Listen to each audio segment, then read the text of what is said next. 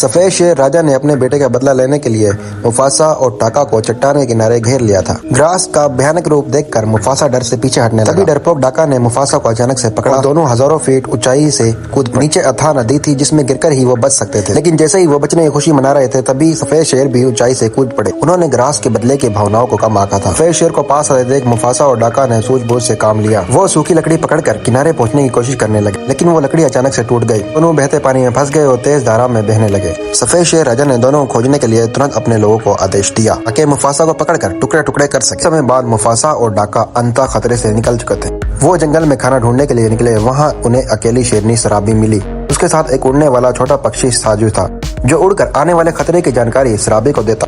साजू ने जंगल में कुछ हलचल महसूस की और वो धीरे से पास गए तो वहाँ उन्हें एक रंगीन बंदर मिला। मुफासा ने आगे बढ़कर रादकी का शिकार करने की कोशिश, लेकिन रादकी बिना डरे आत्मविश्वास से उसकी ओर बढ़ता है। ये देखकर मुफासा हैरान हो गया था। उसे खाने के बारे में सोच रहा था, लेकिन मुफासा ने उसे मना कर दिया क्योंकि रादकी उस गौरवशाली राज के बारे में जानता है। यहाँ कहीं प्रजातियां रहती हैं, क्योंकि शायद उन सबको एक करके वो सफेद शेर का मुकाबला कर सके। वो गौरवशाली राज की खोज में निकल पड़े। अब उनकी टीम में 2 शेर, एक बंदर, एक पक्षी और एक शेरनी। तभी सफेद शेर पीछा करते हुए फिर से आ गए। सब घबराकर इधर उधर भागकर हाथियों के झुंड में छुप गए थे। सराबी एक सूखे पेड़ पर चढ़ गई और उसने एक मधुमक्खी के छत्ते को नीचे गिरा दी, जिस कारण हाथियों के झुंड में भगदड़ मच गई थी। सफेद शेर का रास्ता रोक दिया था, लेकिन उन्होंने हार नहीं मानी और तुरंत नया रास्ता खोज लिया। इस बीच सराबी पेड़ से नीचे गिरकर बेहोश हो गई। मुफासा ने अपनी बहादुरी से सराबी को बचा लिया था। बंदर की मदद से सराबी होश में आ गई थी। मुफासा जानता था कि टाका सराबी को पसंद करता है, इसलिए उसने बचाव का सारा क्रेडिट टाका को दिया ताकि सराबी टाका को पसंद करे।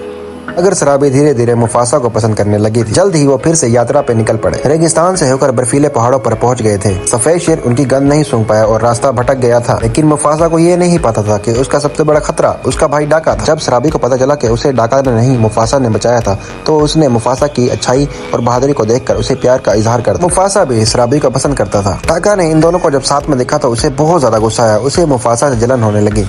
टाका सोचने लगा कि मुफासा ने उसे धोखा दिया है और मुफासा की वजह से ही उसका परिवार खत्म हुआ था। इसलिए टाका ने सफेद शेर को ढूंढकर उससे हाथ मिला ताकि सफेद शेर मुफासा को मार दे और सराबी टाका की हो जाए। दोनों ने समझौता किया और इसके बाद टाका अपने तल में लौटाता है और रास्ते में चुपके से निशान छोड़ता जाता है।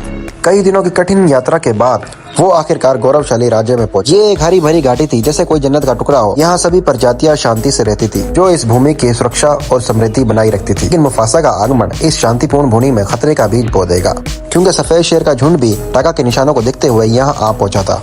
इस शांत और समृद्ध भूमि पर अब बहुत बड़ा तूफान आने वाला था। नेक्स्ट पार्ट के लिए कमेंट करें।